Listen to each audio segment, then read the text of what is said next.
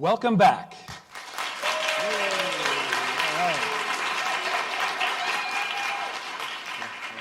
Again, my name is Barry Olson, and it is a pleasure to be with you here in Reston, Virginia, just outside Washington, D.C., where we are having the 4th Interpret America Summit. And I would also like to extend a warm greeting to everyone out watching in cyberspace. It is truly a pleasure to have you with us from all over the globe. And we are looking forward to having some interaction with you during this panel. So for those of you who are online, I want to direct you to a couple of things here. And I'm going to do this to show you that we can combine low-tech and high-tech. And then we may actually pan over to the slide so you can see that as well. But if you would like to send comments or questions that I could look at on my iPad, please just send a tweet to Interpret America. It's actually Interp America. And then use the hashtag IASummit4. Okay? And if you do that, I'm going to have the feed up and we'll be watching. And I'll try to pull out germane questions to ask our panelists when we get into the Q&A.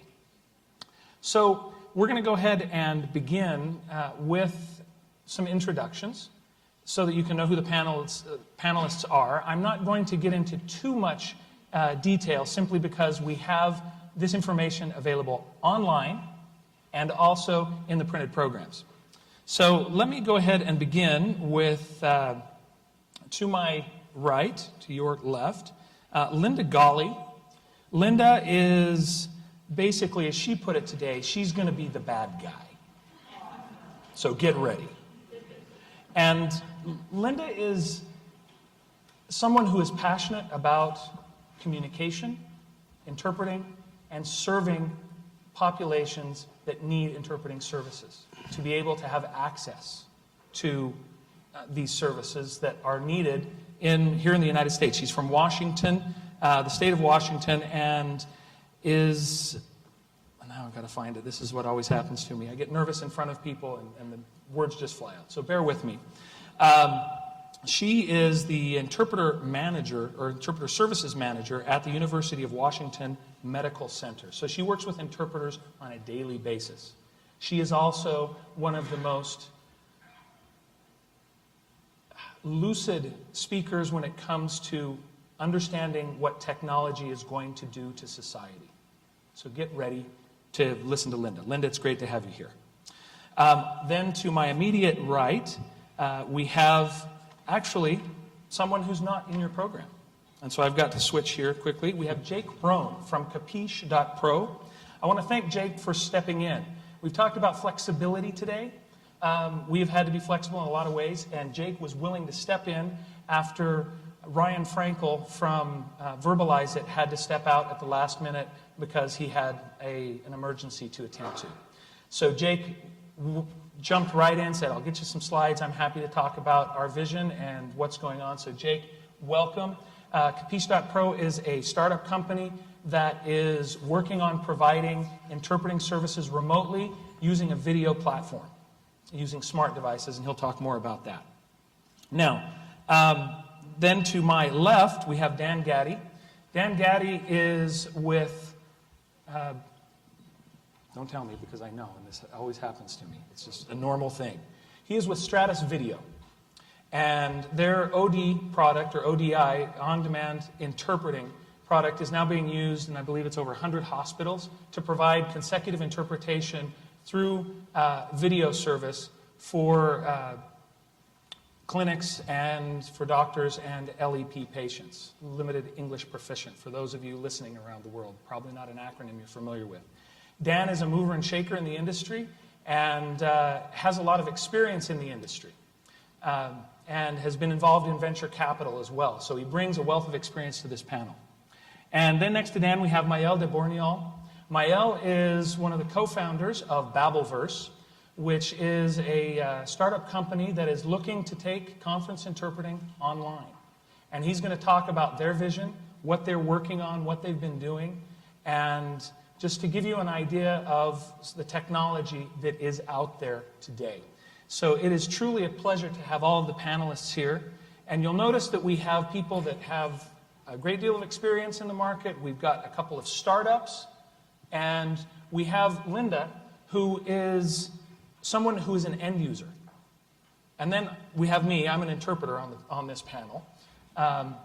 But it's important to understand that we need to have this conversation, because this conversation is going to allow us to really move forward and to shape the way multilingual communication takes place. Now, to start, I want to show you some quotes, all right? And I want to know, if you agree with this quote, I want you to make noise. I want you to clap. You can even whistle if you want. But before I show you these quotes, I want you to clear your mind of your preconceived notions of what interpreting is, or must be, or the way it always has been.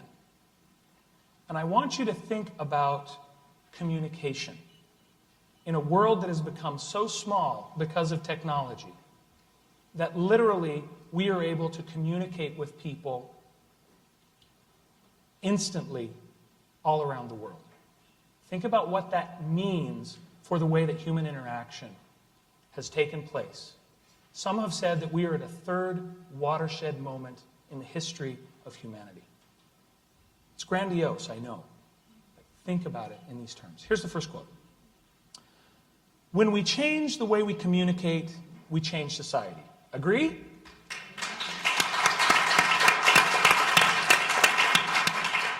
All right, I think we've got some agreement here, and I'm sure that there's some cyber clapping going on as well. Think about this next one. When people adopt technology, they do old things in new ways. When people internalize technology, they find new things to do. Do you agree?